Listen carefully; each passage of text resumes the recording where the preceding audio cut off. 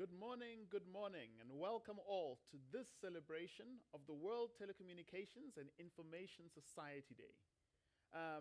In 2022, this is the 53rd installment of this annual celebration, and I think that it's fitting that this year, one of the things that we'll be considering is digital technologies, its relevance to older persons, and how it can facilitate healthy aging.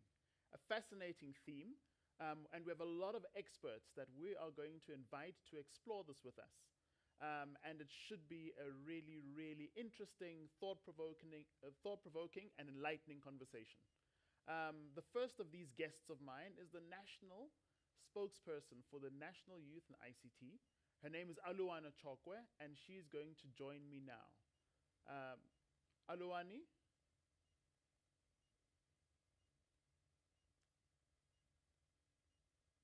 Good morning, Aluani.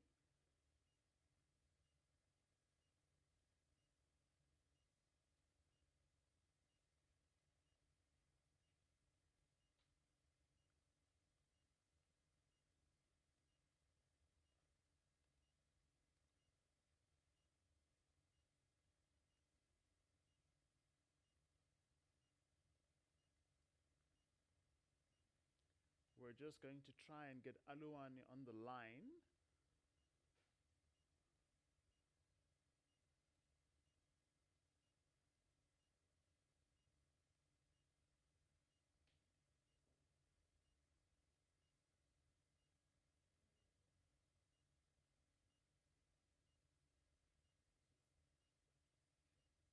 Oh, do I just chill and pause?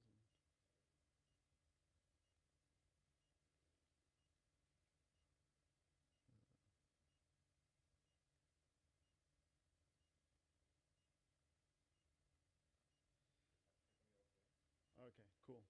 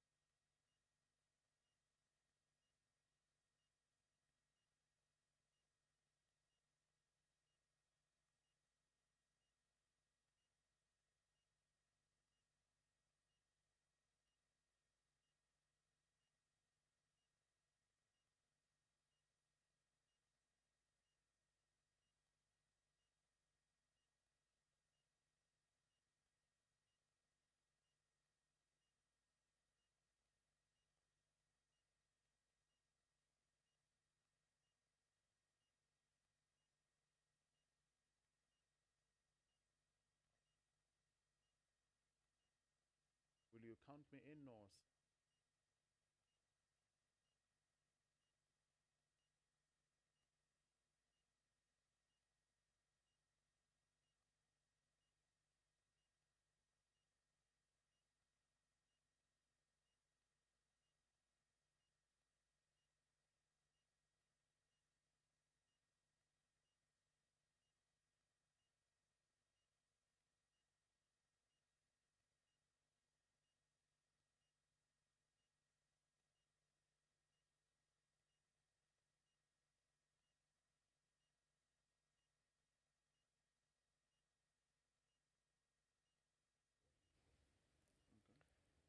Good.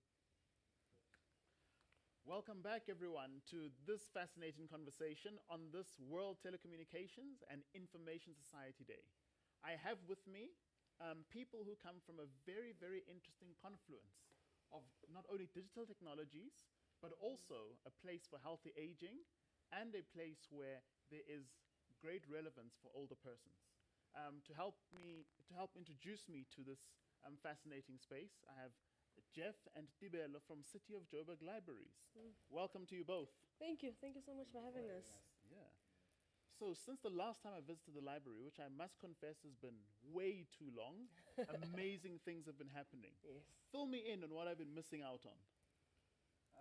Well, we've had to change with times, and since libraries, more libraries were built post '94, but we've had to change in terms of how we deliver services to move with times, knowing that most people have access to internet, most people have smart devices that they can use, and most people have been using libraries only for studying.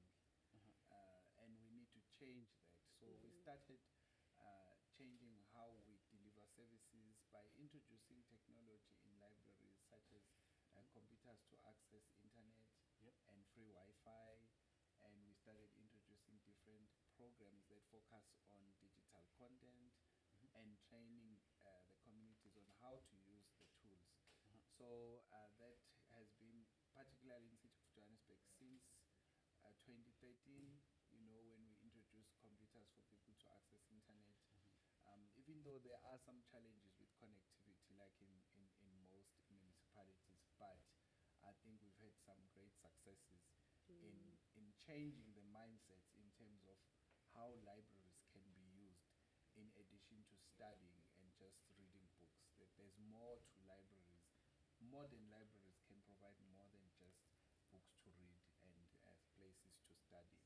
This is absolutely fascinating because I'm hearing that there's a blend between what was traditional and what's been new. Yes. Is that why people like Tibelo are now spending so much time in libraries? Yes. Those that know you have whispered to me and they've told me that you're in the library an unhealthy amount of time. Yeah. What are you doing there for so long?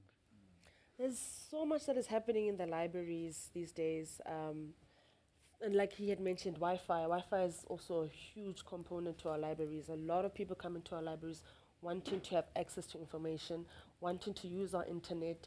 And the fact that our internet is uncapped, you can do so much. You can be there the whole day doing your research. You can use our website. We have a website that we developed during the pandemic. It's www.cojelearning.org.za. So it's www.cojelearning.org.za. That website, if you visit it, we have e-learning tools on there. So you can learn online, you can learn at your own pace, you can learn electronically.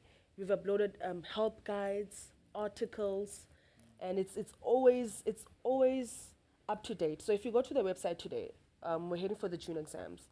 So we've got articles on students how to learn, how to study methods, how to prepare yourself for June exams. So the more that you visit the library website, it is always updated, it is always in tune with what is going on with our community, what is going on in our society. And besides Internet of Things and things that are online, in our library we've got great books, we've got a great collection of books. So we've got people coming into our library, borrowing books, a lot of books, more books than you can imagine actually. So there's thousands of books that our library particularly issues monthly. So there's a lot going on in libraries. There's a lot to do. There's a lot that still needs to be developed, but we're definitely moving with the tune of transformation. So it sounds like there's a lot that people are wanting to access, and you guys Yeah. provide that access, Yeah, for right? sure, To for sure. e-learning, to internet, to books that otherwise people may not have access to. To online reading, to audio books. So tell me about the space, because for people like me, I hate to confess, who thought of libraries in the studying way that Jeff describes, what are the new access points for older people, perhaps people who have left school? What are those things that they can access? What is there to enjoy, and what is it that your space offers? For people beyond their studying. Well, the first thing that I have to mention is that it is a safe space. Our libraries are safe spaces. I'm speaking for myself as a woman, and I'm speaking for on behalf of older women as well. Our libraries are safe. You can come into our library and feel safe. We have friendly staff that are always on hand, happy to assist you, happy to help you find a book, find your way around a library. So you guys are not just the anomaly. Oh, no. Everyone is like that. Yes, definitely. Everyone is like that. We've got study areas in our library. We've got some libraries are equipped with computer rooms where people can come into the library. And if you don't have a computer of yourself, or if you have a cell phone that is not particularly a smartphone and you need to be connected to internet and you need to know how to create a CV or you need to apply for a job, you're most welcome to walk into a library and use our facilities, use our internet, use our computers for things like that. So we've got most of our libraries are developing where we've got those rooms where you can walk in and see the digital transformation, see the computers. We've got tablets as well that most kids use. So a lot of these things are slow, but there's definitely, when you walk into a library, it's not the library that I'm pretty sure if you walk into a library today, there's a whole lot more transformation that has happened since the last time you visited libraries. I have no doubt. Now, Jeff, you're speaking about change, and we're coming out of a global pandemic where, COVID changed things some more. Yeah. Now, there's a lot of powerful things that technology enabled people to cope with COVID. Are there any of those changes that we're seeing in libraries? What can we expect?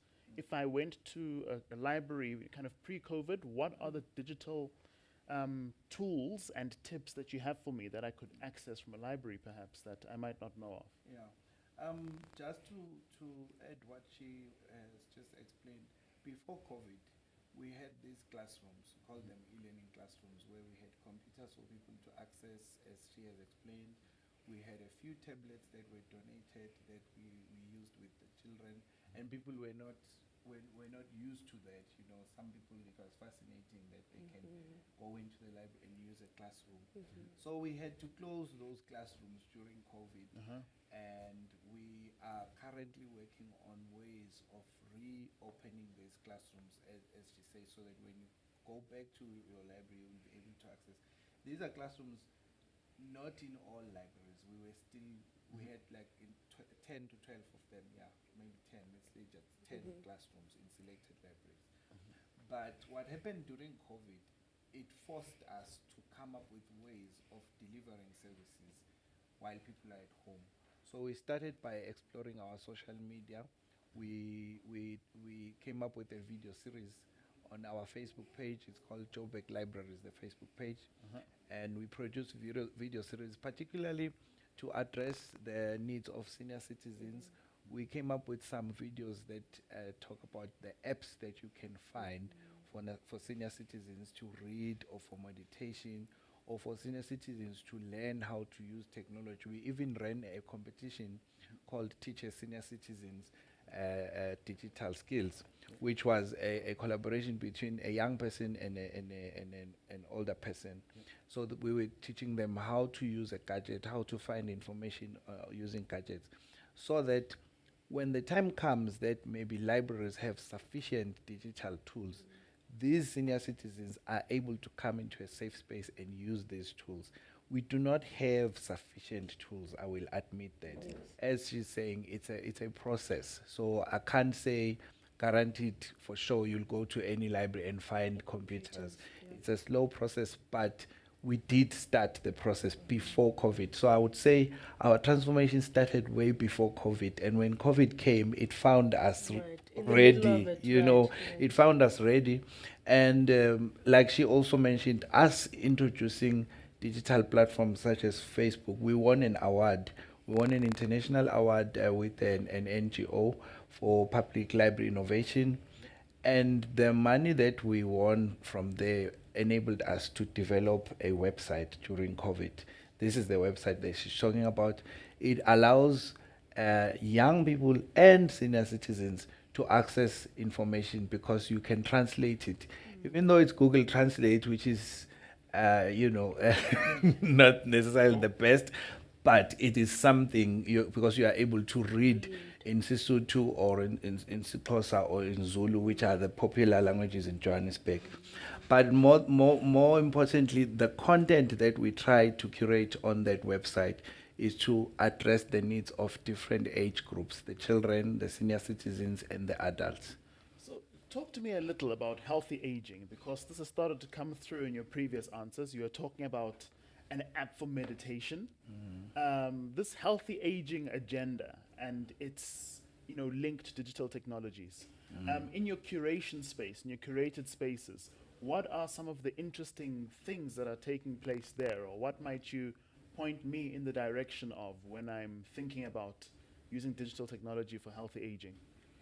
Okay, for example, as I mentioned, what we try to do, because our role as librarians is to find content for you to use. We don't teach. So we try to draw that line that we are not teachers, we provide information, access to information. So what we do, we research to find which app I can tell the public about, which software we can invest in as a department.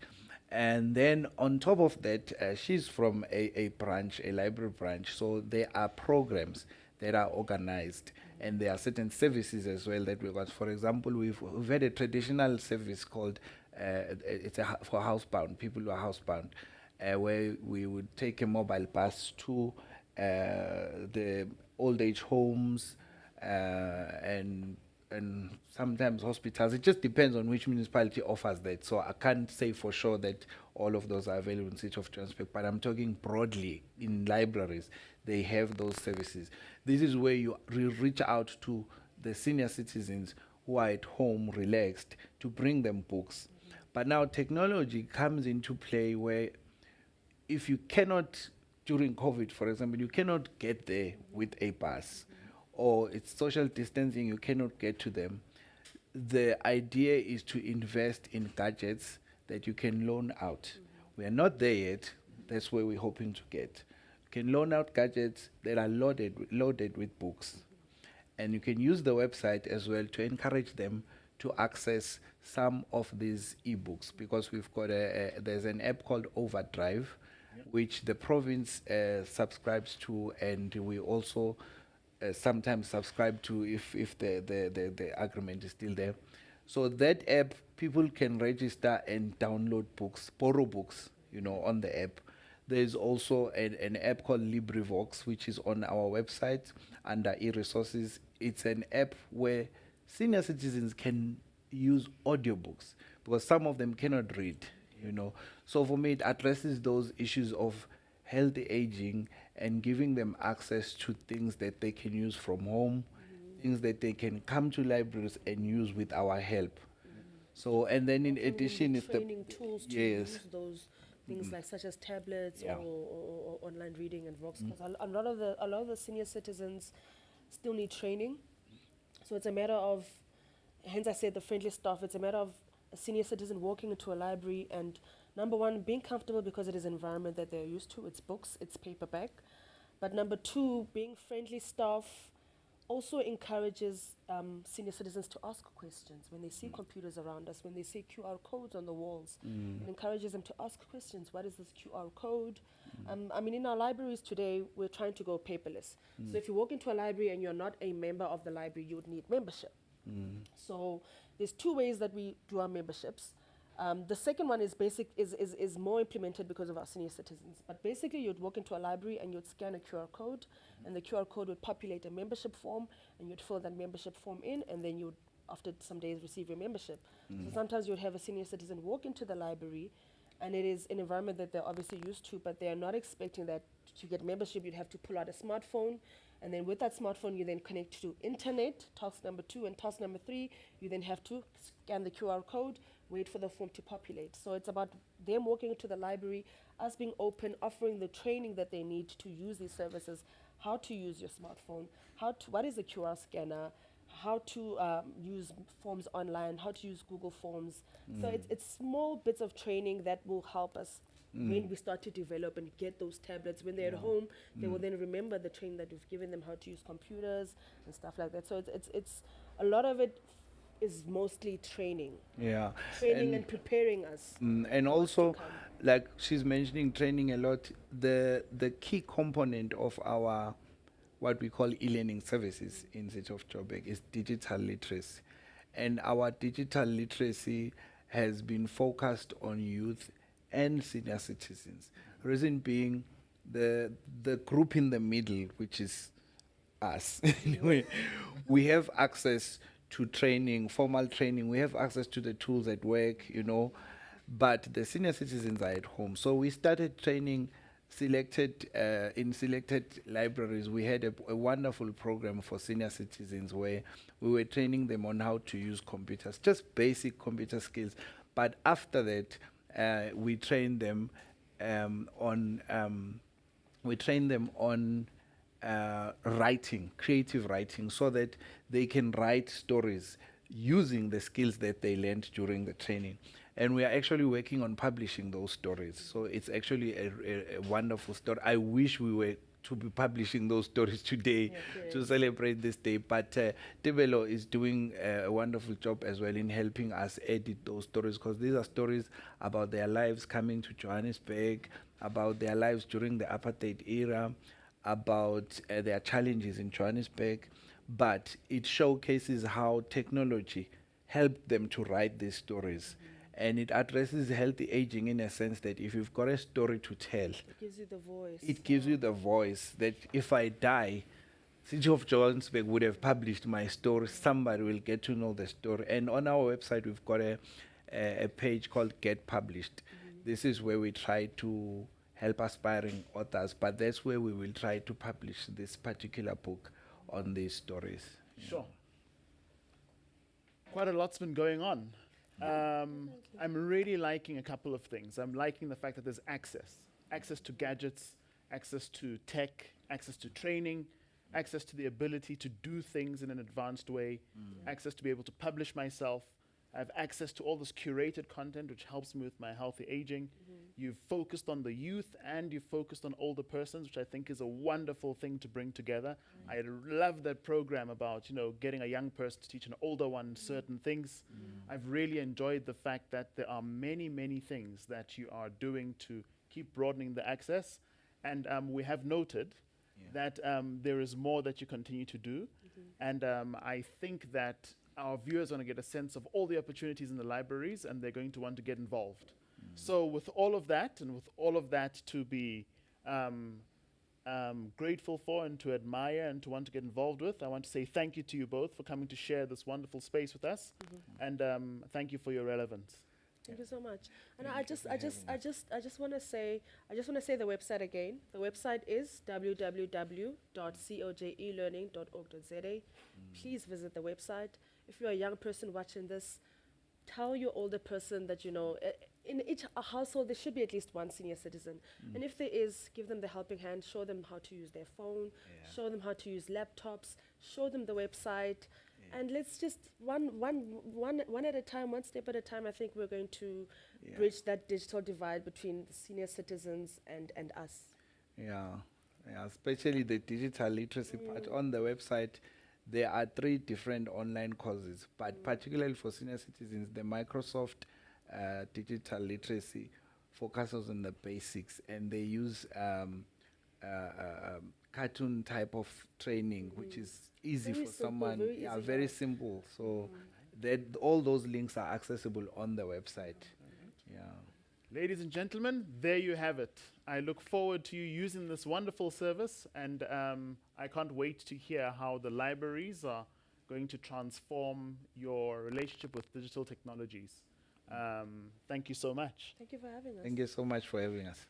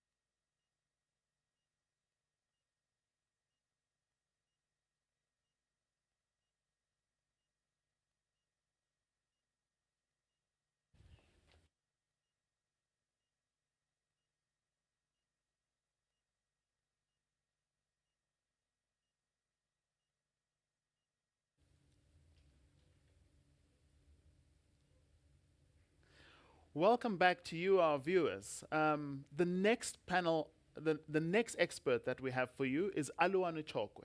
She's a national spokesperson for youth and ICT.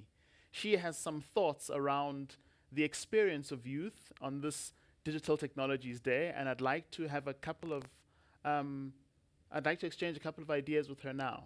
Aluani, good morning. Good morning. How are you? I'm not sure if I'm audible. You're audible, thank you, and visible. Are you well? I'm very well, thanks. How are you? Good, thank you. Thank you for joining us this morning. So, Thank you for the invite. digital technologies are often thought of as the preserve of the youth. But I realize that the more you start to interact with this and read about the things that are going on, that the youth still has some way to go, some ways in which they could be integrated in a better fashion into digital technologies. Can you give me a perspective on that? Absolutely. I think I must first state that the World Bank has premised South Africa the most economically unequal society in the world. Now, this is driven by a number of factors and obviously the spatial planning. So, we are not even ready as a country to speak about inclusive technology as it relates to young people. And this is why. Um, the ICT experience that an ordinary young person has in South Africa is directly linked to where they stay, where they are born, and the level of education that they've received, Yep. right? Yep. So I can't even say we have opened an equalizing field for young people to play a significant role within the ICT sector because it is still very exclusionary in nature. I see. So, I know that youth is a time of opportunity where we look at what is possible, what can be. And you know that young people have the energy and the drive and the ambition and the determination to go and change things. What opportunities are you seeing in terms of this digital inclusion? How might we bring these young people in? Are there kind of government interventions outside of the government realm? What can we encourage our communities to do? Can you give me a sense of how it is that we can reverse this pronouncement from the World Bank and make it a much more upbeat and far more optimistic pronouncement the next time they say something about us? Okay, so it will first start with infrastructural development. Yeah. We need to encourage government to build infrastructure, even connectivity. I Yeah. mean, we can't speak about ICT when there's no connectivity. So we need to be greater advocates of ICT infrastructural development. Yeah. Not only that, but we also need to foster partnerships. Even though government is trying, I must commend government for trying Uh-huh. with their ESD programs, with these upskilling programs and these short courses. And I know that in particular instances, there's a time when they've partnered with Google South Africa Yeah. and also the Microsoft South Africa and the MTN Foundation to bring skills to society. However, even the private sector is actively trying to upskill the youth, but what then becomes a hurdle is that language then becomes a barrier in this sense. I see. I I cannot see. go, I as Alwani who received the level of education that I've received, and go try teach somebody in the Eastern Cape who's got the lowest levels of education, and then try to upskill them in a language that I best understand, but they don't. Yep. Yep.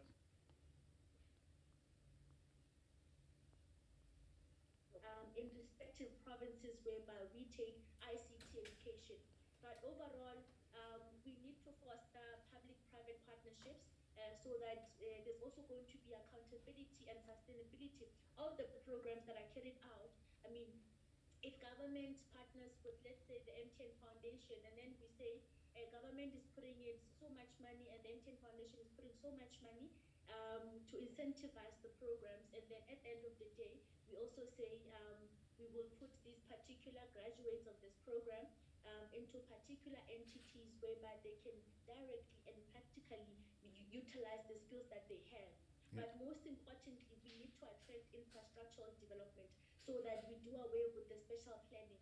And look, the townships are of particular importance to say they can no longer be seen as dormitories of labor, but how do we upgrade townships to also be participants of the digital economy? Let's take the digitized world to the townships.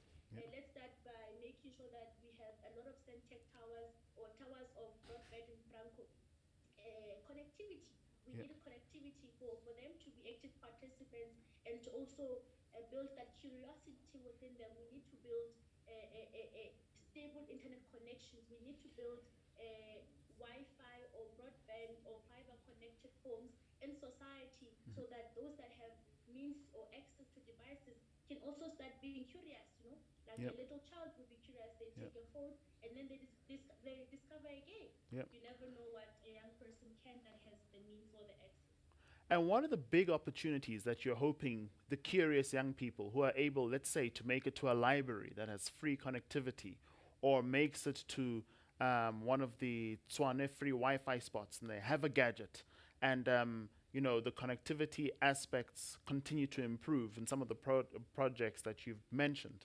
What are you hoping that they discover? What are you hoping that they can move forward to obtain?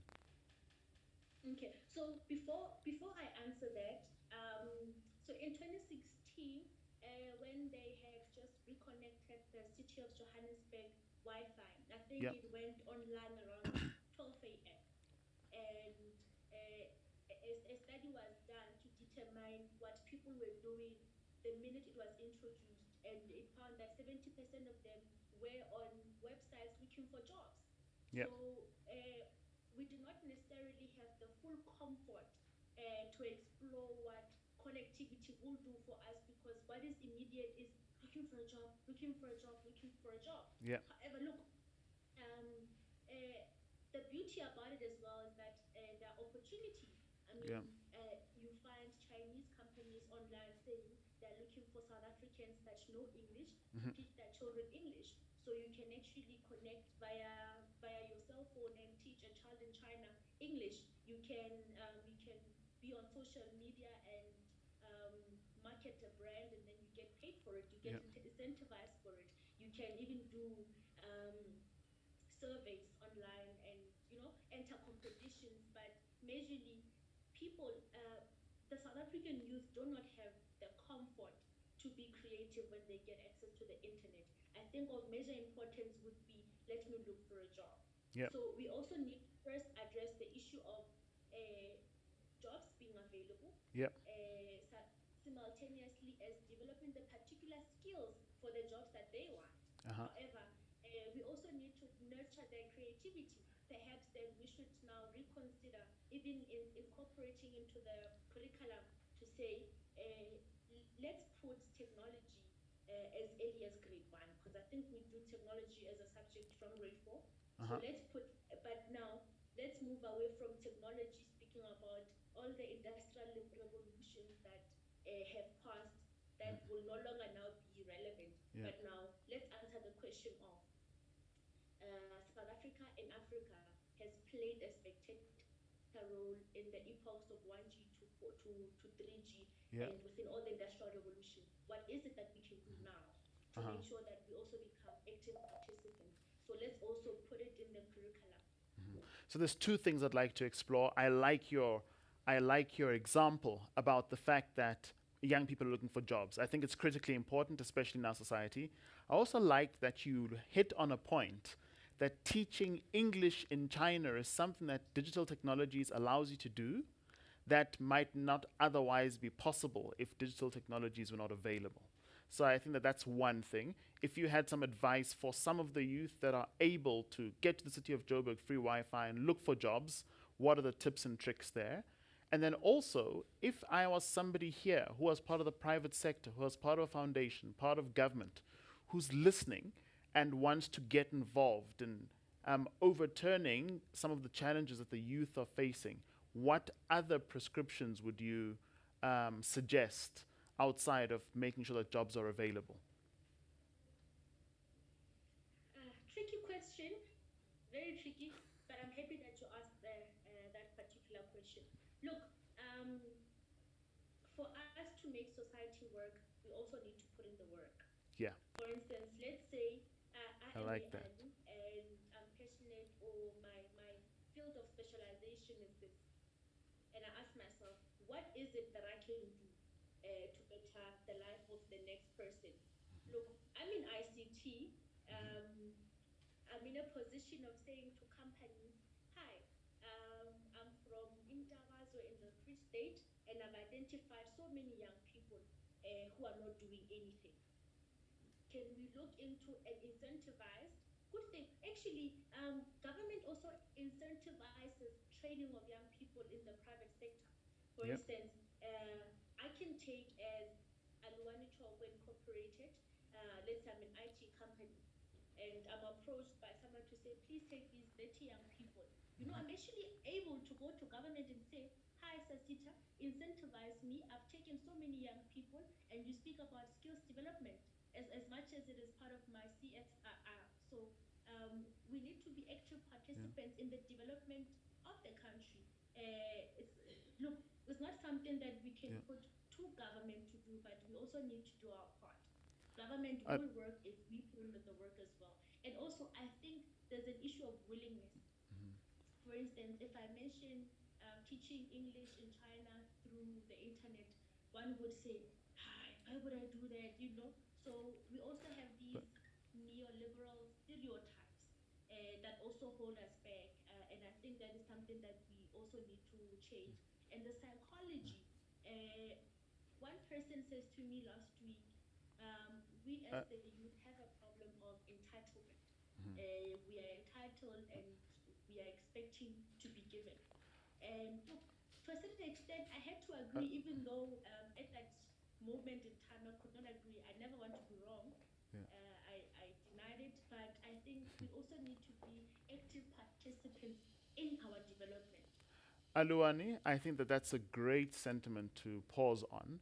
Unfortunately, it's time for our next discussion, but it's been very, very refreshing to understand the opportunities, to see what work needs still to be done, and I appreciate all of your thoughts and insights. Thank you so much. Thank you so much.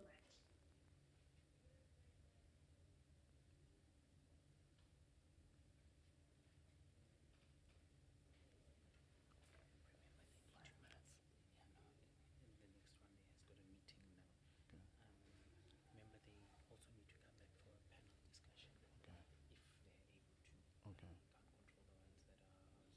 All right. All right. Who's next?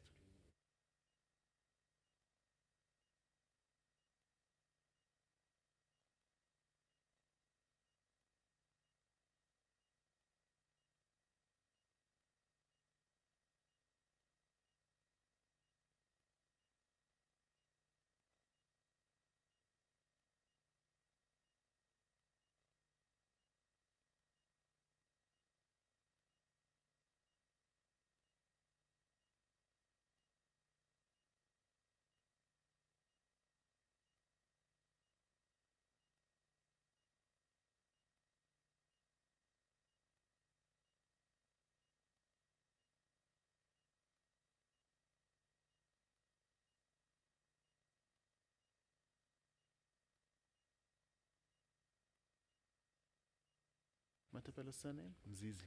Yeah, okay.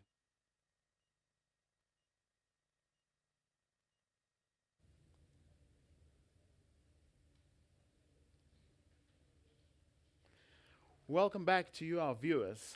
The next expert that I have a chance to speak to is Matapelo Mzizi. She joins us now from Stockholm, and I'm excited to hear what her insights are from where she sits. Matapelo, good morning. Good morning. Thank you so much for having me. Such a joy to be here. Yeah, very. Thank you so much for joining us. Um, you are somebody who works at one of the big technology companies, and a day like this, when we're talking about digital technologies, I'm very excited to hear your perspectives from the role of one of the big companies shaping technology today. So you're at Ericsson, and I thought that this would give you a unique vantage point into the things that large technology companies are doing to accommodate older persons and also to kind of drive this idea of healthy aging. What are you seeing from your point of view from these two vantage points? Yeah.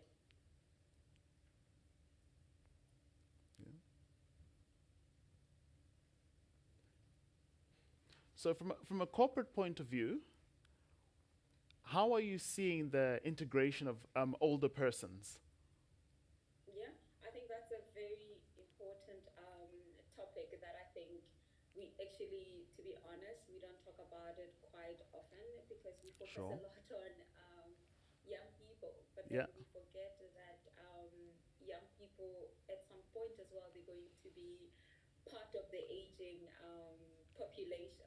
Indeed. And if we look at the statistics, for an example, according to the United Nations, by 2050, more than 31% of the world's population will be age 60 and over, which is, I mean, it's incredible. Yeah. But the aging population, if you think about it, they also require solution, and we can't ignore them because they play a critical role in society. Mhm. And technology as well is supporting in that regard. For an example, when it comes to wellness from healthcare to aging sign um, to risk factors of diseases.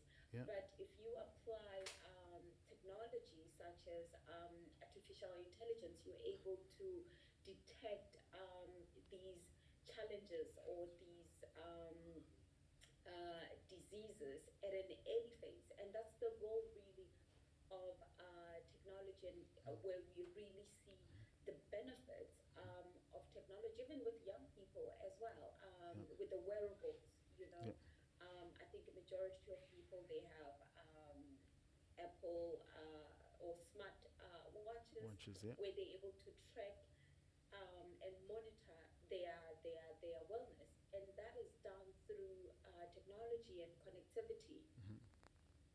So this is such a fascinating thing because, as you mentioned, things like telemedicine are a thing now that are a reality, where we can do all sorts of medical services and bring them to a much wider population, and not just the aging, not just the older persons, as you were saying, but also people who are needing to age better and age well. Are there any programs? Are there any opportunities? Are there any kind of thrusts that you can see from a corporate point of view that might allow us to, kind of join in and to make these progress further?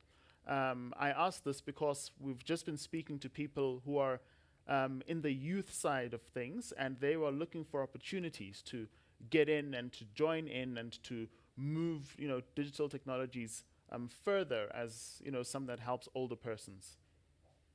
Yeah, and I think that's very important because that comes from the designing of the solutions. Yep. And I'm really passionate about inclusive innovation as well. That Yep. when we design solutions, we're not only designing solution through just one lens, but Yep. through multiple lenses, looking at a low cost solution or affordability of all different people from different economic background. Yep. So access to healthcare solution is also important, the usability, and also thinking of digital skills. Because then if you look at um, the advanced market where there's a lot of digitally literate um, population versus with us in the continent where digital literacy is still I think even the previous speakers, they spoke about the digital barrier, and Yep. it is there. But I think if we, from the onset, from designing solutions, and we think about usability and accessibility for different population, that would be absolutely beneficial. But more and more as well, we're seeing that seniors are more connected to the internet more than ever, you Yep. know. Yeah. And I think even with the pandemic, we've seen that in as much as even young people, we have been tackling isolation and loneliness, they, the seniors as well have experienced that even more, it hit them even harder, you know. Yeah. So what can we do from connectivity point of view, from technology point of view, to make sure that we address those elements? Excellent, excellent. Well, I think that that's a really good conversation to pick up with the remainder of the experts that I get a chance to speak to this morning. I think that you've provided us some very valuable insights.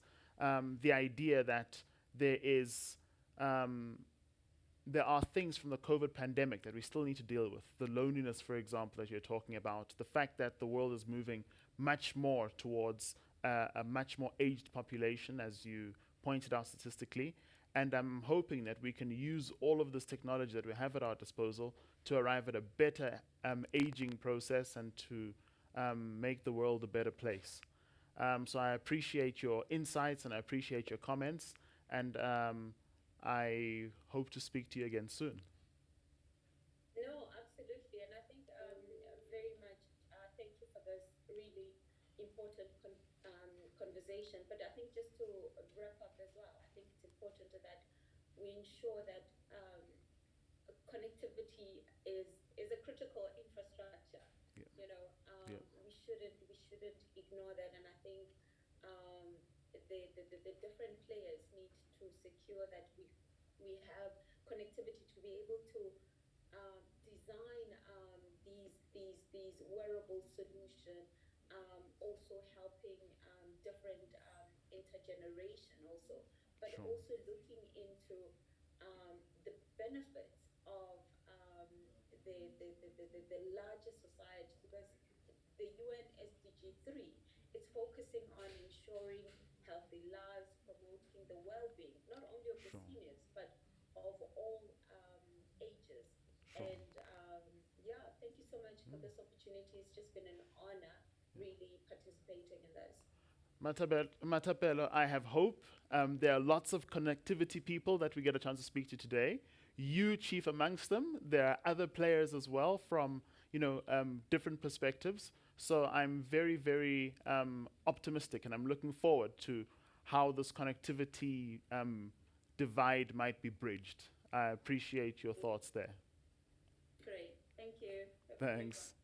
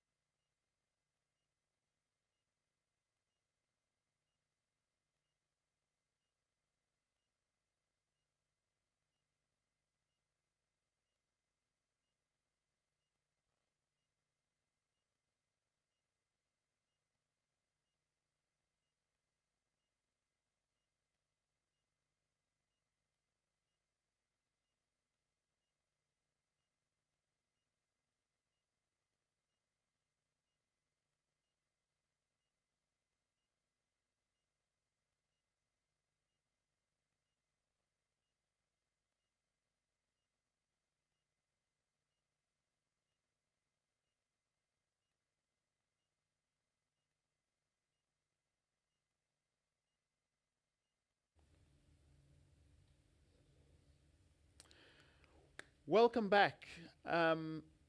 Much has been said about connectivity, and I'm very, very pleased to introduce you to Sigran Naidu. He is somebody with a company called Broadband Infraco.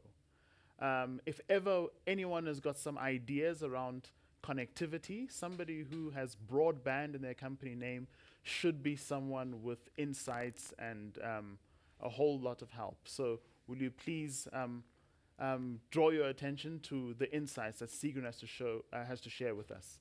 Sigran, good morning.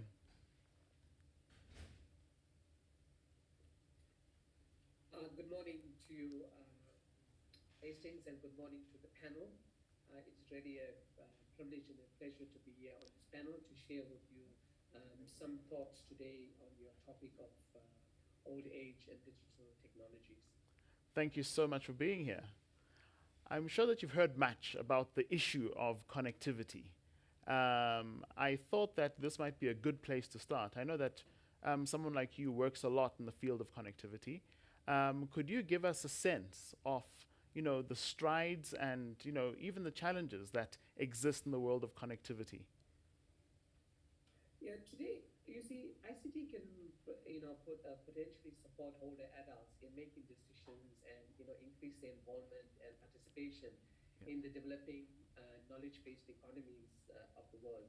Yep. Although the range of technical products has expanded in various areas of society, Yep. the knowledge is lacking on the influence that ICT has on the older adults, in the decision-making in everyday solutions. I see. And aging technology basically is aimed at providing services to an ever-growing number of older people. Are they helping people keep connected, active, and being cared for? Yep. I see. And in terms of all of these opportunities that exist to give older persons access to the range of benefits that you described, what are the things that you think we might still need to do to introduce more and more older persons to the products and services that are available to them in a connected world? One of the things is to, when we look at developing products, especially and services, is to take care of the needs of the old age. I mean, when you're at a stage, we talk about the digital divide, but speaker, you might know that, when you're older, getting older like myself, you get something called the gray divide, and, older people have severe visual impairments. They have severe hearing limitations. We heard earlier on the colleagues from the library, Joburg Library, Yes. speak about, online reading. We have to develop now electronic readers, devices that, have larger fonts, devices that are going to be more practical and, user-friendly to this aging community so that they can be readily acceptable and be of use to them. Absolutely. I'm so encouraged by the fact that there is so much out there. Certainly for somebody like myself who did not know that there were this many interventions. You know what I mean? That you speak about. Audiobooks for people who are visually impaired, devices that have larger fonts, the ability to encourage healthy aging through apps that encourage movement and meditation. One of the things that we had a conversation about earlier, which I'd like you to comment on, was the idea of a more democratic access to these services. I know that the young lady we spoke of, Alu Anuchok, was talking about how these might be more accessible in places like townships, as an example. Could you give me a sense as to what you think the state of connectivity is now, and how you think that we might better connect with it, and what we might do to maybe advance it a little more?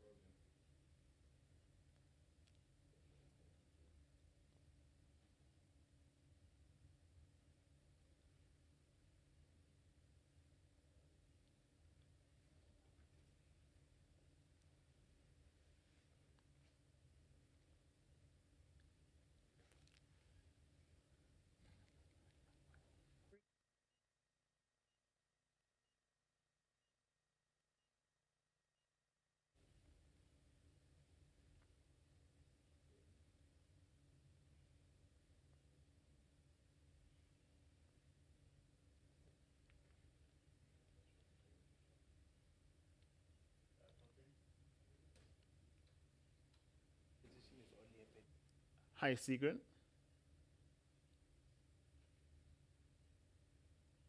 Are we back online? We are indeed. I can hear you loud and clear. You're on mute, Stacey. Can you hear me now?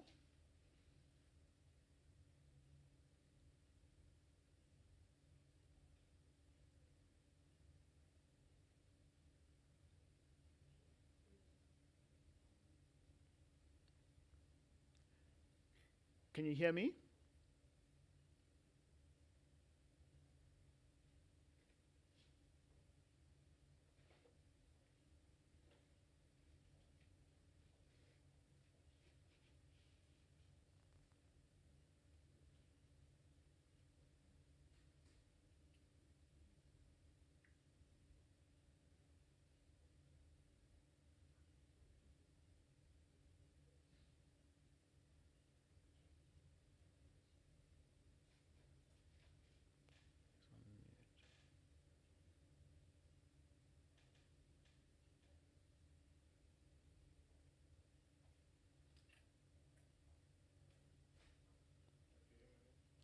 Can you hear me now?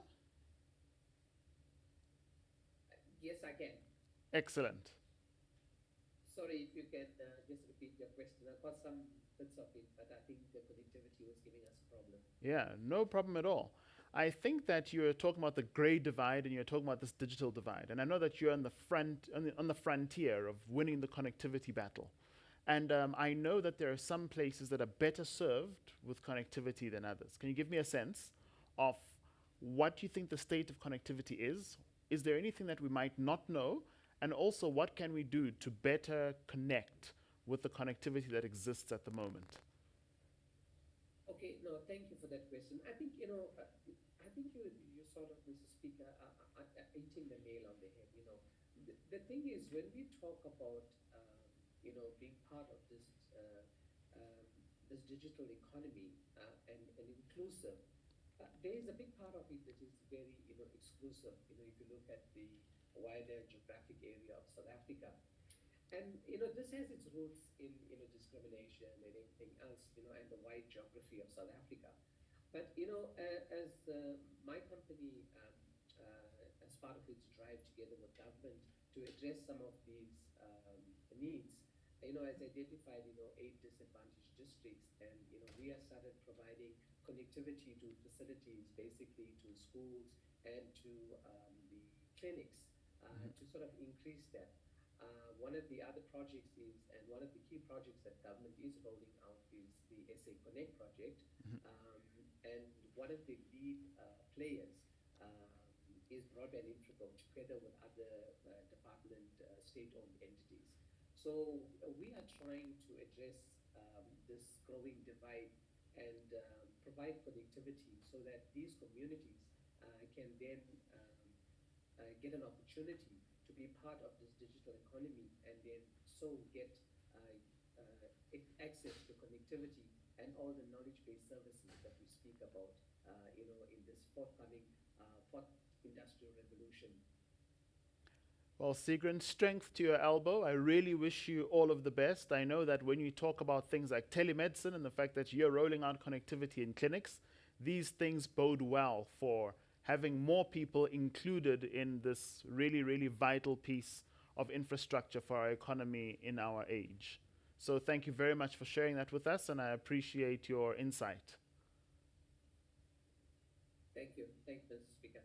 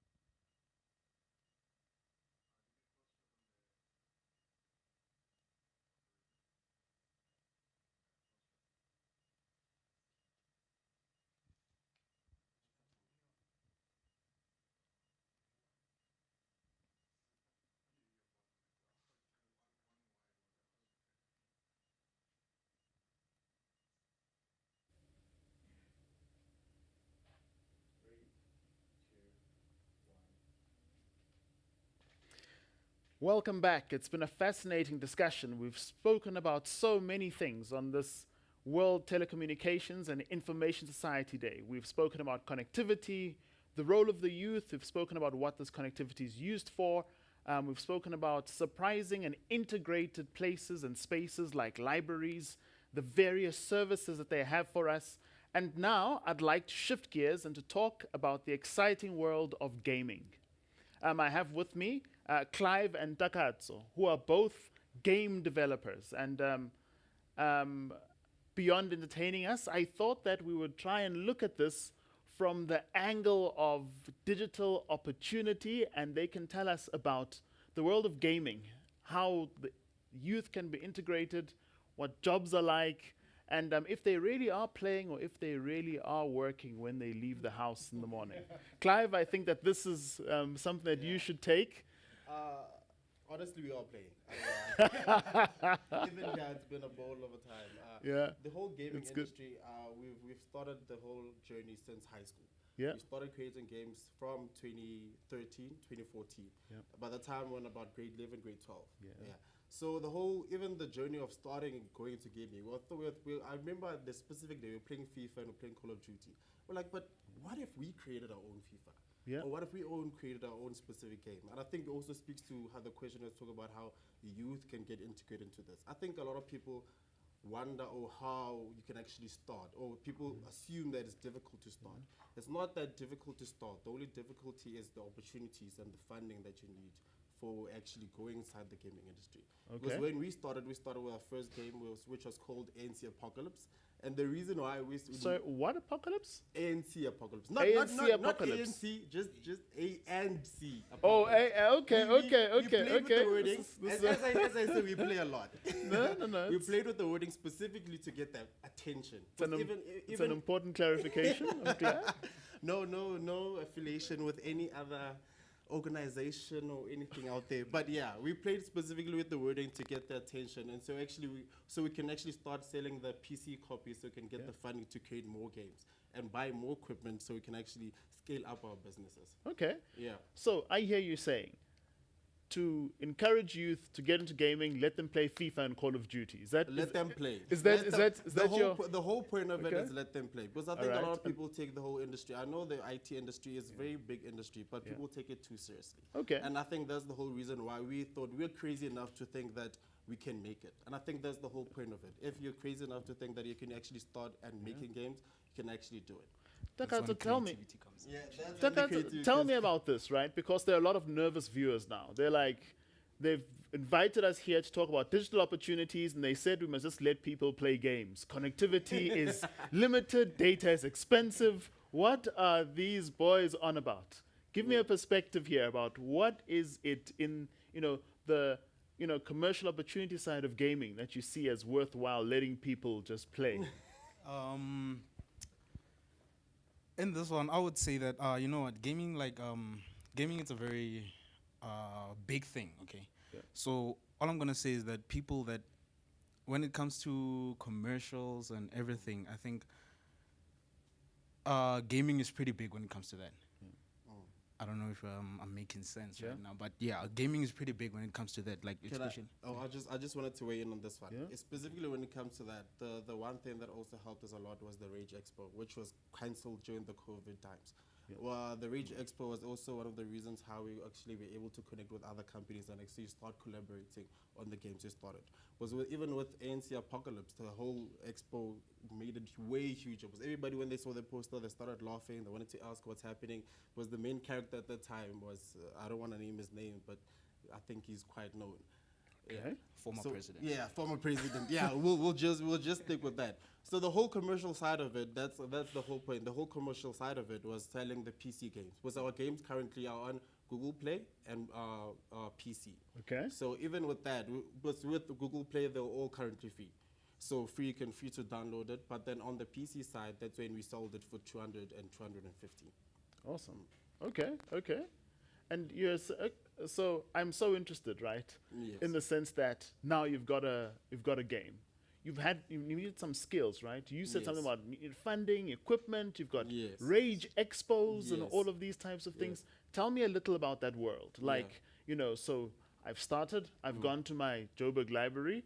I've used uncapped data. Yes. I've played all of my games. Yes. Now I'm interested. Yeah. From that point about interest to Actually getting to the starting place to where you make have it, an ANC apocalypse starring a former president who shall not be named. How do Yeah. we get from there to here?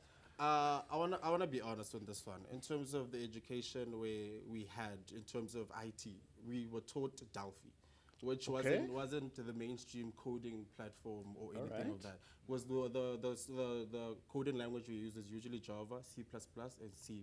Okay. So with the unlimited Wi-Fi, I'm pretty sure that you can do what we did, which was start watching YouTube videos of Unreal Engine and actually start teaching yourself, because we taught ourselves. Because in school we did IT. So hang on.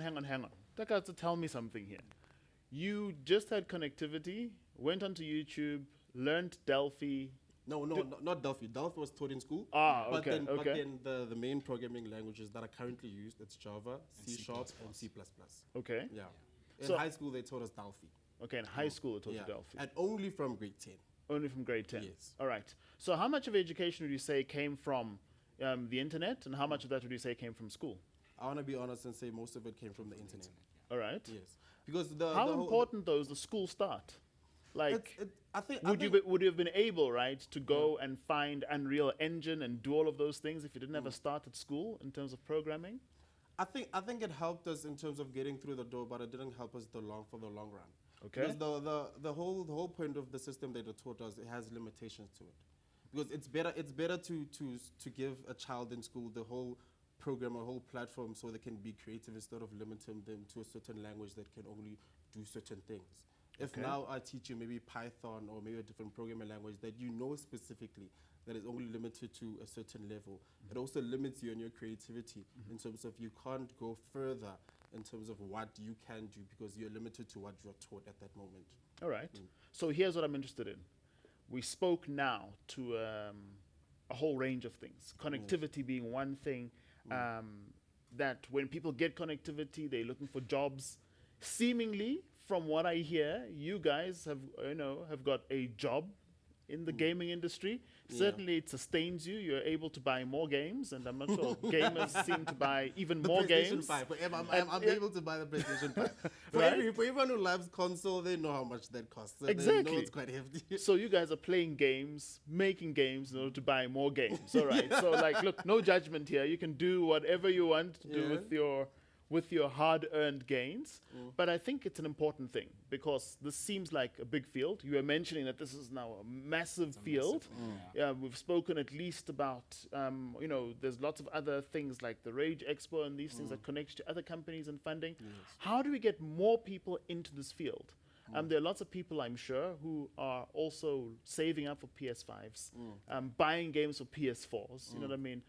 Playing online games wherever they might be. How do we get them exposed to what is they need to do? How do they connect? How do they hook in? How do they create the next apocalypse? There's more than one political party, Yes, name yeah, to be yeah. commercialized. I think. How do you get that? How do you get that done? Give me a sense of what you suggest to people to get you to the place where they involved in gaming. On that thing, I would say that it's really all about passion. If you love gaming, if you love games, if you love playing games, mostly I go with PC. I don't know about the console, but I love PC games. I'm a PC gamer. So it's all about the passion, you understand? So if you're passionate enough to want to do it, I think it's not impossible. You can do it. Yeah. There's free internet, as you said. There's free everything. You can just go onto the internet and learn what you want to learn. It's not something that's let me not say it's fun. Yeah, that's how I can put it. Give me 3 helpful tips. Here I sit. Yeah. I've got the internet. Like playing games. Give me 3 things to do. I think the first thing, research. You have the internet, the first thing you should do is research. Okay. Because with that knowledge you have on the internet, you have billions and billions of people out there who are willing to help you, who are willing to show. There's thousands and thousands in terms of tutorials, in terms of programming. There's even free coding that you can get out there and could copy it and maybe tweak it there and there for your programs. Okay. The second thing I say you're gonna take a lot of time. It's gonna need passion. The way you said, it's gonna take a lot of time. Because with us, even when we started, our first few games were Yeah, wow, well, were quite shocking. Even when we look back, it was like, damn, okay, that's just terrible.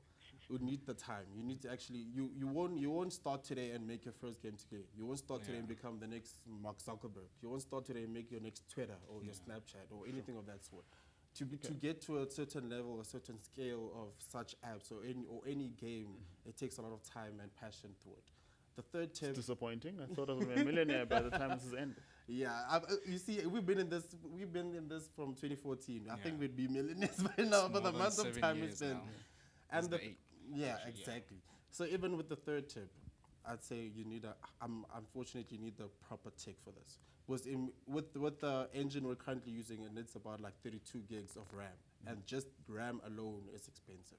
So even with that, that's why we focus on making sure we get the right PCs, we get the right tech that we have in place. Because if you're gonna come with a small tech, it might actually be costly or might damage your computer.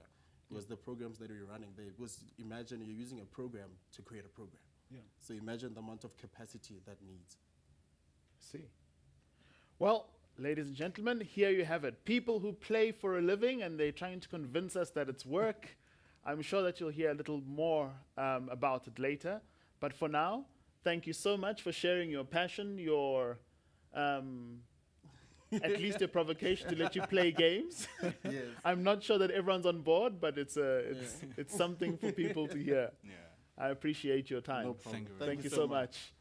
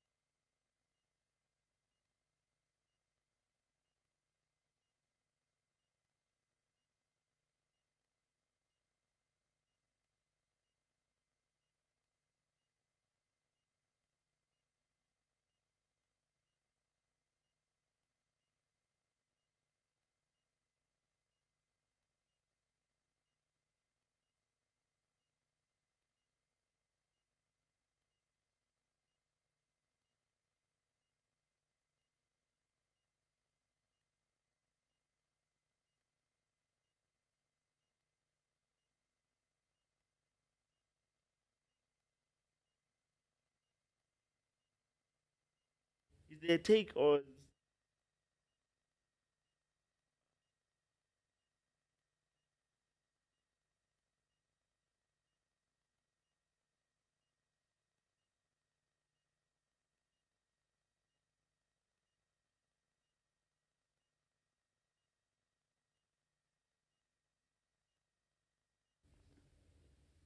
oh the chemistry.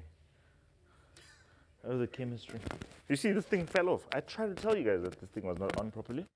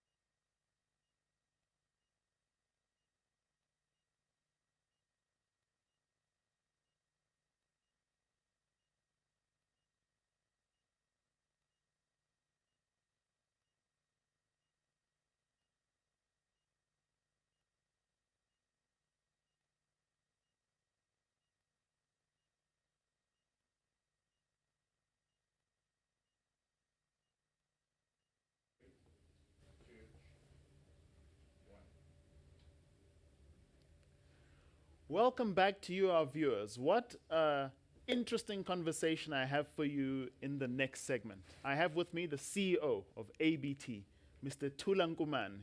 Welcome, sir. What a pleasure. What a pleasure. Thank you. Yep. So I understand that you are the mastermind of putting this conversation together, and what a big conversation it is, right? Digital technologies, healthy aging, older persons. Lots of powerful technology, lots of great ideas. Tell me what it is that you had in mind when you thought that we should have this conversation. Look, it's exceptionally large, and you know, we have a saying around here that we are who we are because we stand on the shoulders of giants. Really, you know, the World Telecommunications and Information Society Day stems from an initiative, you know, by the UN, of course, as we all know, and what we always try to do is put together work from the UN, the African Union, and I mean, by extension, when I say the United Nations, of course, it's the International Telecommunications Union, the folks in NEPID. There's a lot of work that happens in pockets of excellence, and I dare not say silos because that can be it can have very negative connotations. But there's excellent work that happens in pockets around Africa, around emerging markets, and we really try to bring all of that together. So we were not going to let this opportunity pass us by. So this bringing things together has been such a big theme this morning, right? And I've been so fascinated, right? What you've brought together are people who are, you know, senior executives and people who are kind of game developers, right? You've brought together youth, you've brought together people who are older, you're talking about all of these diverse groups. What is this bringing together? How can we get involved? What are you hoping we can ignite and achieve with, you know, such a wide confluence of things? Because I've got to tell you, I've enjoyed learning about all of these things. I didn't know they existed beforehand. I'm going to visit a library after this as an example. Tell me about the things that you're looking forward to. What is in the offing? So, I mean, the world is enormous, and really, you've got creators like, you know, the gaming folks and all sorts of people that like just work in their respective corners. And if you are sitting alone in your corner, you may think, actually, the world is too big for me. I'm just gonna roll over and like pass out.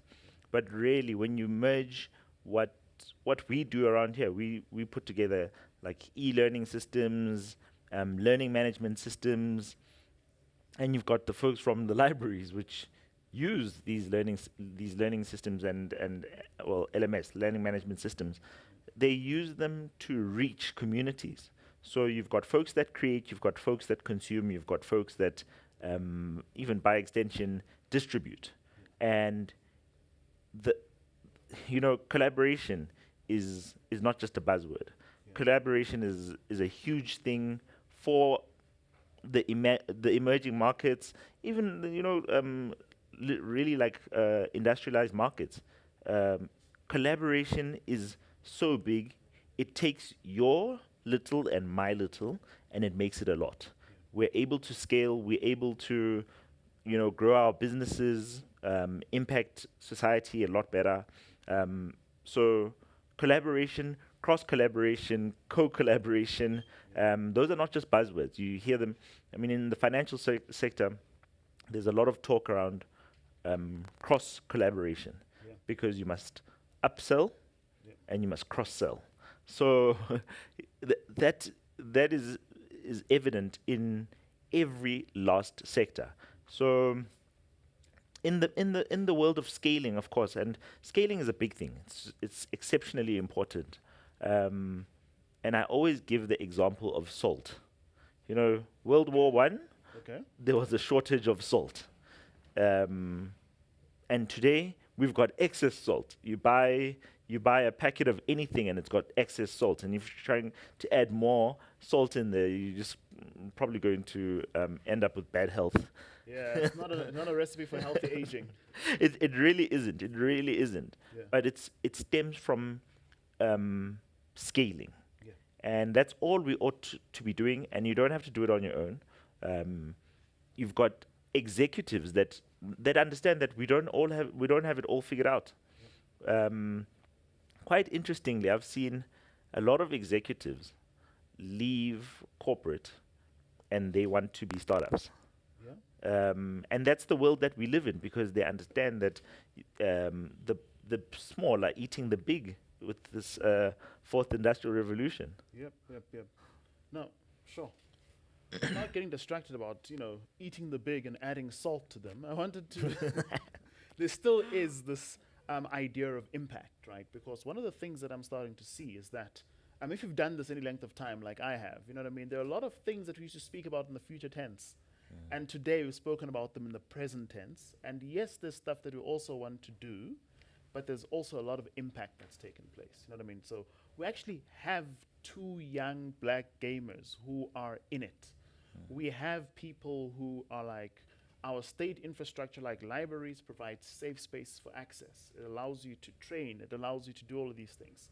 And in many ways, you at ABT are people who are making these things happen in market. There are people who are making calls today that didn't do so before.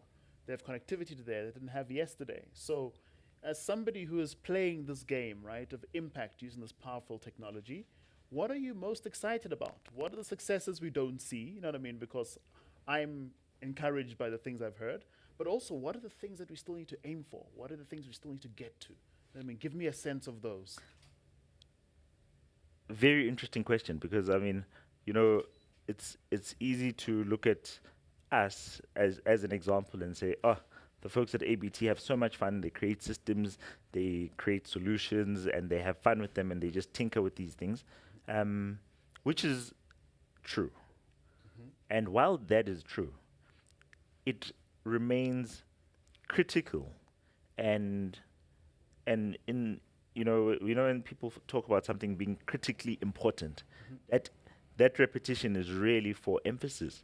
It is critical that we build proper systems. You can have like the best idea in the world, but if you don't have proper governance and you don't have proper systems and procedures,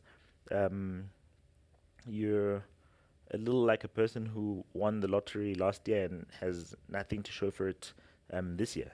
It will happen. Yep. So it's imperative that while we focus so much on our craft, we still build these systems.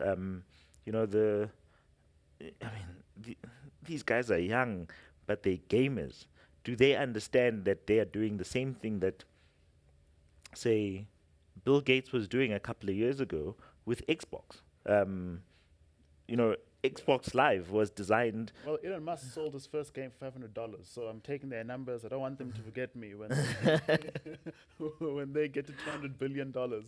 Exactly, and they're not playing in a small space. Pardon the irony, but like they're really not messing with small stuff. Yeah. The gaming sector is enormous, and they are playing in a Bill Gates type of space. Yeah. Yeah. Sure. So all of these things have come together, right? We're going to have a panel discussion now where I'd love to see how all of these dots, because we've spoken so much about collaboration, you've spoken about bringing these together, you've spoken about the fact that the world is enormous and that gaming in itself is a massive space. Here we all play, you know. How can we play better together? Look into the future and tell me how it is that we can all make this, all the benefits that we have here, all of the things. What can we do to make sure that we're all benefiting and making an even bigger impact? Look, depends on your appetite, and the beauty of, say, entities and organizations that they morph and they change, and they get new executives and leaderships, etc. That comes in and influences the thing. In fact, I remember just last year, we we had a meeting with a CEO from a really large telco, and he's a new CEO, and he really wants the retail market. The previous CEO didn't care for retail market. In fact, he took that business, scrapped it, and said, "I don't want to sell a single thing to a consumer. I just want to do business to business." The new CEO comes in and says, "Oh my goodness, I'm going to build the strategy. We're really going to go for the consumer market. This stuff looks really hot." So that change, someone else may view it as disruptive, but thank the heavens that the term disruption has become so positive over at least the last, say, 10 years. So that change and that disruption is really key for genuine development, genuine growth, high impact. If I must tell you, my personal perspective when I look into the 8 ball of the future, which is quite dangerous, right? Don't quote me. When I look into the 8 ball of the future, I understand that, the ICT sector is a $3 trillion sector. Business to business or enterprise is a $2.7 trillion market. Consumer market is a $250 billion market. Now that's fantastic. So if you're really into making phones and routers and all that fun stuff that folks, can use in their communities, etc., and there are people like that, and there's a place for them under the sun, those people will impact, Gogo Dlamini, how she gets her pension, how the kids, interface with their education at school, how folks are traveling. The kind of, information that we're consuming is changing fundamentally because of everyone's niche. So your retail focus might be really good for the community. Yep. At the same time, my enterprise focus really impacts society in a really hot way, because then we put up a tower. Nobody really cares. They just see this large pole in the middle of, the area, and the fact is now you've got better connectivity. Of course, the telcos will buy and the ISPs will buy those services, but the fact remains that we also have a hand in impacting, say a child's education, how someone gets, healthcare. So looking into the 8 ball of the future, we will all collaborate and we'll all cross collaborate, whether we know it, like it, or even, whether we even like each other. Doesn't matter. We're all going to just do things that will move society forward, which is absolutely incredible. So, I mean, the jobs are changing. Yeah. If someone was worried and said, oh man, technology is just going to take all our jobs, well, truth is, the jobs are morphing. So as they morph, we need to be okay with it. I had a conversation with Clive. He told me if you just let me play FIFA and Call of Duty, I'll be well on my way to a new, career in gaming. So I'm gonna apply for that when this is over. Exactly. That's exactly how jobs are morphing. If in fact, if you asked my parents about the work that I do, Yeah. or anyone in my family, they will. I mean, they have no idea. They just like look at me funny. They think I tinker with polls and nonsense, and just like play on my laptop all day. So jobs are really morphing. There's your namesake who is here in the office, and he says, "My goodness, I really didn't want to be a chartered accountant. I just wanted to use my hands to do stuff all the time. But now you find that as a chartered accountant, he's using his hands in a different way because he's messing around in sectors like agriculture, using his finance background. So, yeah. So, final thoughts from you. Here we sit, we come together annually, right? This is the 53rd installment of this, World Telecommunications and Information Society Day.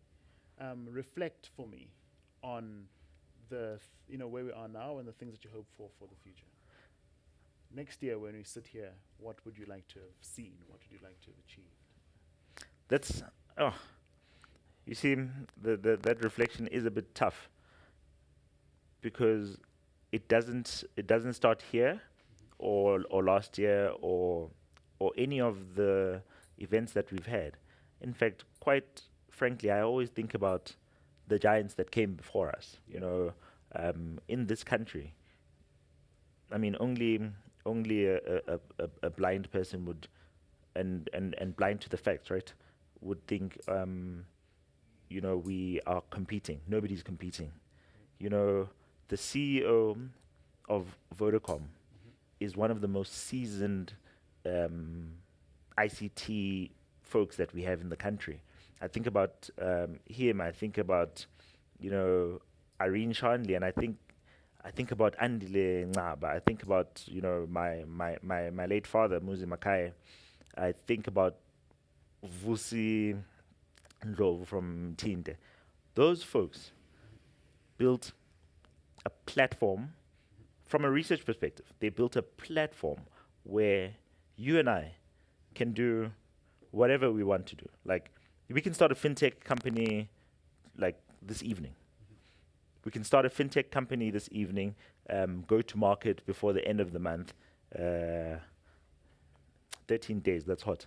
We can go to market before the end of the month, impact society, and not even have to put our names to that. So I really think about the people that came before us, and I'm exceptionally grateful for them. They don't like to talk to us too much. They think we're impatient. They think we're impatient, and that's okay. I can help you with those timelines. Fintech business can start next month, and it can go to market 3 months later. Starting this evening and getting to market in 13 days is going to lose you. Are you busy? Friends. Are you busy this evening? And I really do think about those folks, and I think about where we are now, because that research and development platform that all of these folks built for us in terms of policy, legislation, and all of that guidance means today I can be in dev, you can be in product dev, the next person can be in finance. We never need to meet. We'll all put together the same solution that's going to impact millions of people, or even billions of people, and that's what we want to do. So, that's how we're going to bridge this digital divide. The digital divide, it doesn't need like a magic wand, and it definitely doesn't need folks to like meet, like each other, and like hug. Thank the heavens for for the regulations that we have, so we can't even shake hands.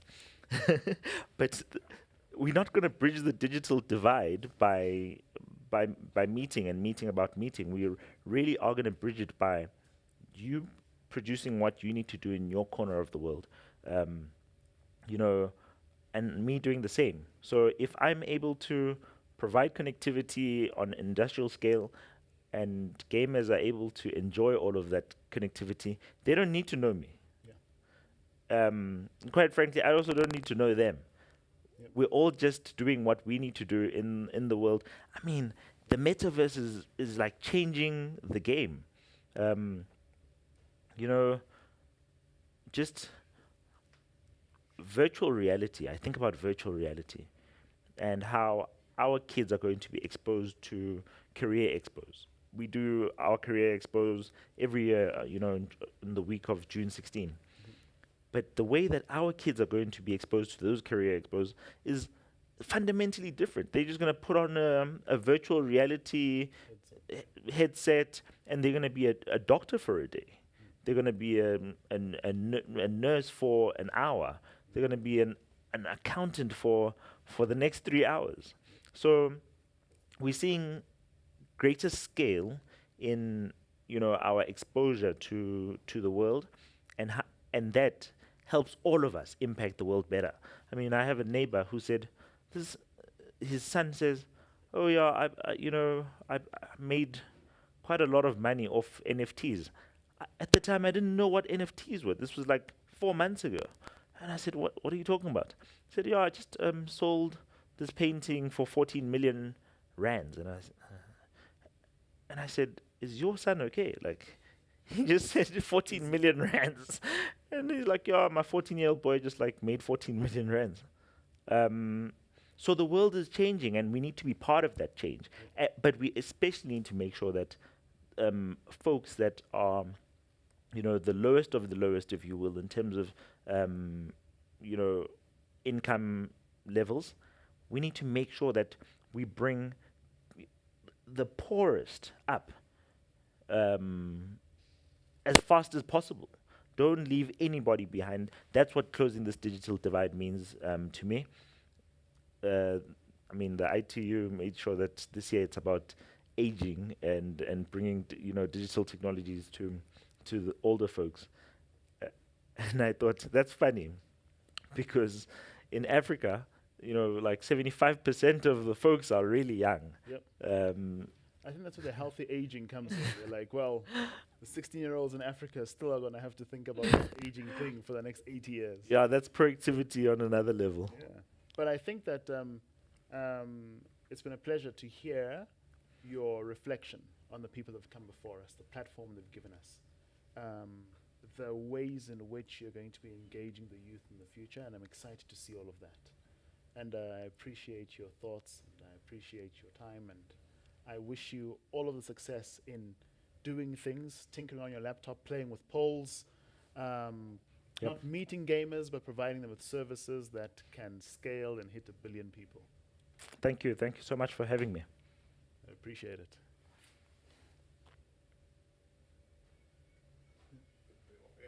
Okay, now it's time for the panel. So you stay here, right? No panel. No? Like, this man is a machine. Like, I've got a more or less hardish stop.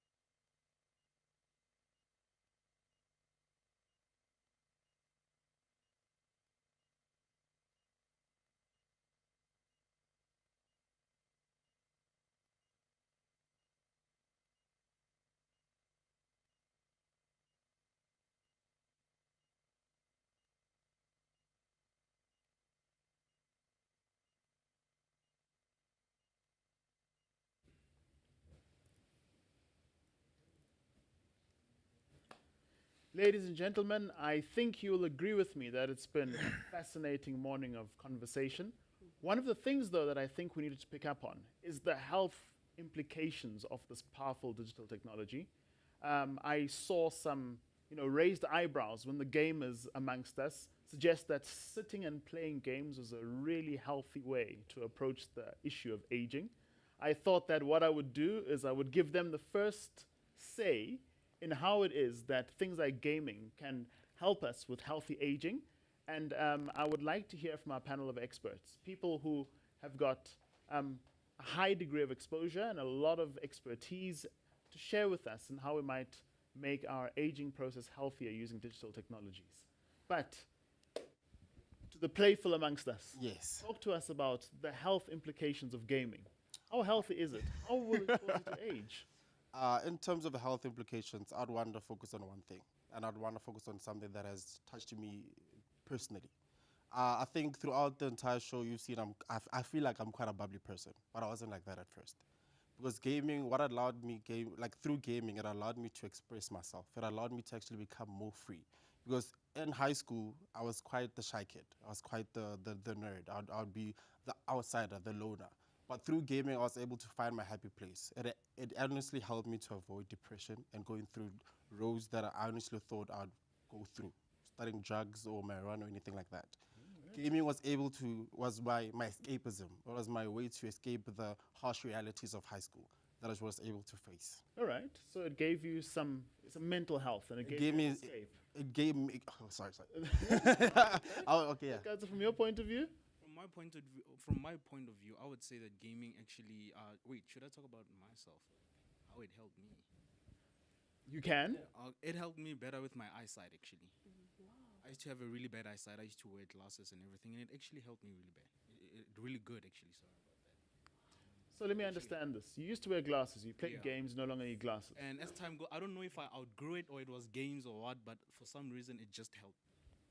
Sure. I just started becoming really good, and my eyesight got better, and I don't wear glasses anymore, and I can go with intense lighting and everything. Well, everyone, there you have it. Healthy aging comes to you via gaming. Thank you very much for joining us. So, moving on from those really great personal experiences, I'd like to understand, or as far as I've understood this morning, is that the library is a place where you're witnessing healthy aging taking place. In which way is this happening? Can you give me some insight into the library's contribution to healthy aging? Okay, for libraries, as we mentioned earlier, the first point is that libraries are safe spaces and they are accessible. So they are within communities for the elderly, or not just the elderly, anyone who is a member of the community to just walk in and access tools. Now, the key is to make these tools available, ICT tools. But most importantly, when they talk about gaming, someone also mentioned that they're looking forward to a future where libraries will have different technologies for people to experience technology.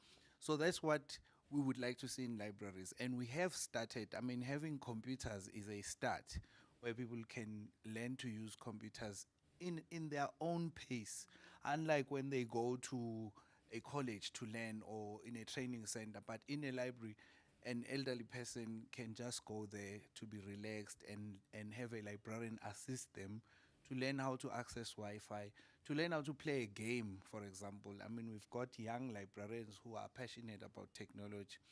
I've even seen in some of the private libraries that we partnered with where they have virtual reality rooms where people can go there and experience virtual reality. They can experience playing games.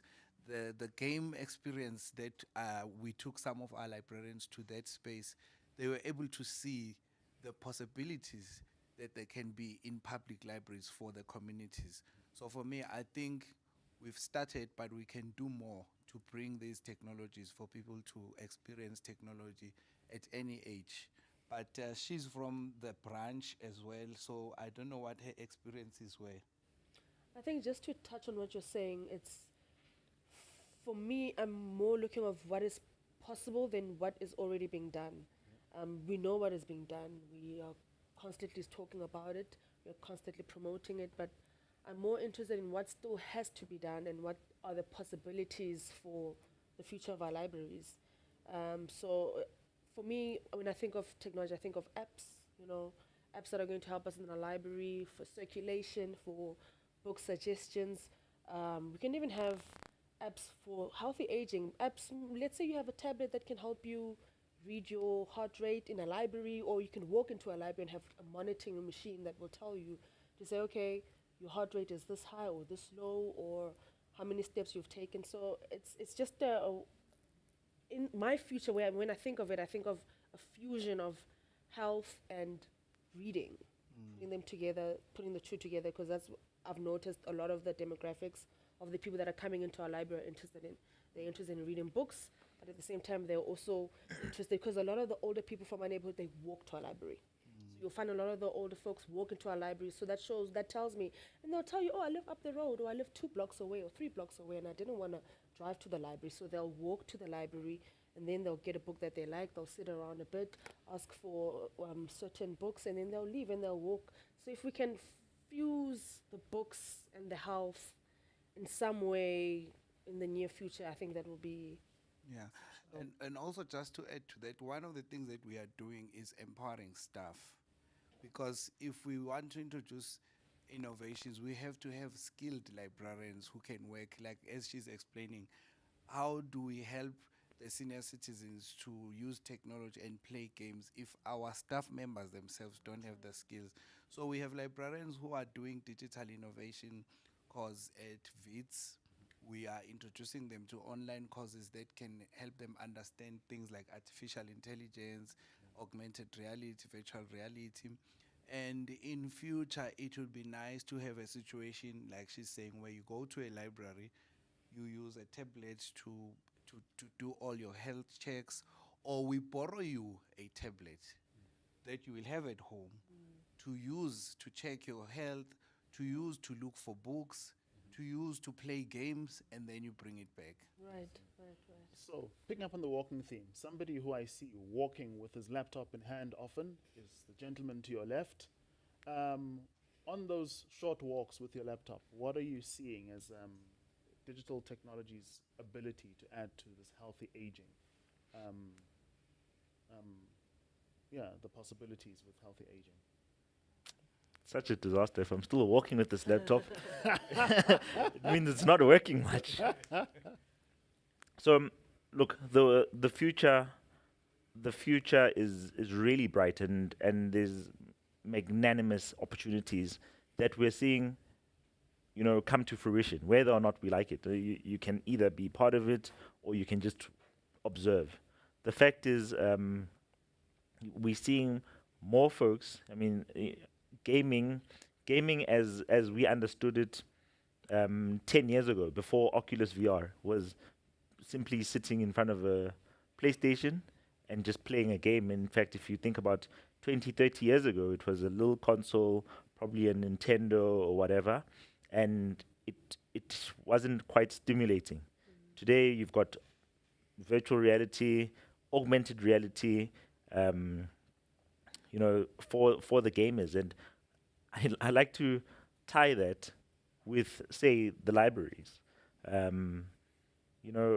In your partnerships with the likes of Google, etc. It's all well and good that they can bring some software, but if we're able to put virtual reality in people's homes and in the libraries, we're then able to change a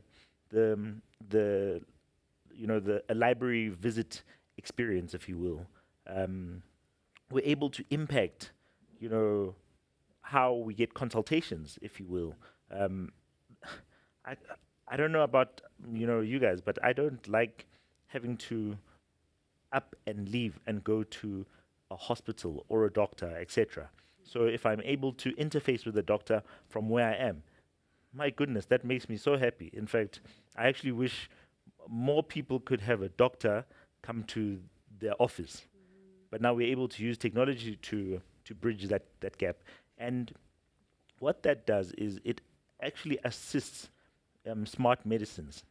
Because you need a lot of data to actually get these smart medicines, and whether or not we like it again, folks are living longer, and they will live much longer because we're able to, check our vitals every 10 minutes. Reminders on our phones. Well, well, I for one like the fact that people are living longer. In Right. final, in final thoughts, help me live longer better. What are your tips, Debello? Help you live longer, better. Yeah. I would say incorporate the two. There's technology, but there's also everything else outside of technology, even though we're talking about technology. So if you're going to be a person who's very much involved with the tech side of life, still, I would say incorporate the real world. I love to take walks. I'm still a person that loves to hike. I'm still a person that loves to take walks. I'm still a person that loves to go out camping. So I would say find a balance between the two. And if you can't find a balance between the two, find a solution that is not going to pull you so far apart from yourself or from your health or how you're living. Find, like we're saying, with a tablet, if you're a person who can't go to the doctor and obviously you have to consult virtually, but still take walks, still perhaps walk to the chemist to get your prescription that you got from your doctor over the Zoom meeting. So I think just incorporating the two, because I not yet at a point where I completely believe that technology is our sole reason for longevity. I still believe that we still have a lot of work that we have to do ourselves besides technology.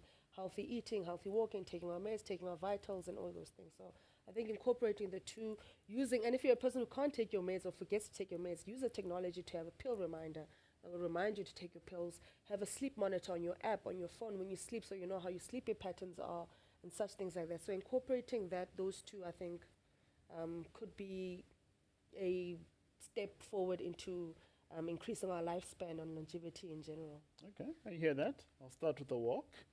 Jeff?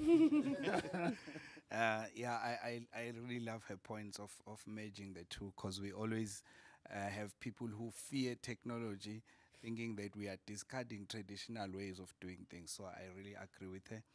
But as a librarian, I would say for longevity, read. So Okay. so yeah, that's my first point. But also be open to learning, because I think that's one of the ways that we can get rid of the fear of technology. If a person is willing to learn, they can be willing to learn about games and not associate them with young people. They can be willing to learn about how to use a computer. Just the concept of lifelong learning. This is what we push in libraries. Lifelong learning, whether you have a degree or you don't have a degree or you've got your PhD. If you have a PhD, don't assume that that's you. You've got it all figured out. You must be open to learning, because as you learn, you keep growing, and then you're most likely to live longer. That's how I. Just to add on to what you're saying, if you are a person who is in that position, I would say empower the next person. If you are a young person who's into gaming or a young person who's always on their phones, I would say use that time, use that energy to empower the next person.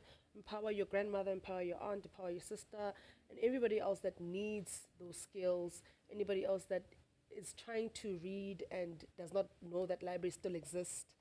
So I think having knowledge and passing it on to the next person, having a teachable spirit for the next person is also another way that we can just grow in general. All right.